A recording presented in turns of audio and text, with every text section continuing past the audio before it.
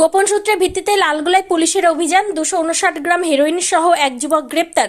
গোপন সূত্রের ভিত্তিতে লালগোলা থানার পুলিশ গতকাল মঙ্গলবার রাতে একটি সফল অভিযান চালিয়ে বিপুল পরিমাণ হেরোইন উদ্ধার করেছে। পুলিশ সূত্রে জানা গিয়েছে, গোপন সংবাদের ভিত্তিতে কৃষ্ণপুর থেকে কালমেঘা যাওয়ার রাস্তা নেওয়ার কৃষ্ণপুর ফিল্ডের কাছে রাস্তায় এক ব্যক্তিকে সন্দেহভাজন হিসেবে আটক করা হয়। তাকে তল্লাশি চালালে অভিযুক্ত ব্যক্তির কাছ থেকে মোট 259 গ্রাম হেরোইন উদ্ধার করা হয়। গ্রেপ্তারকৃত আসামির নাম সাকিবুর শেখ ওরফে সাকিম, বয়স 26। তার বাড়ি ঠিকানা ফ্রেশকপি এলাকায় বলে জানা গিয়েছে।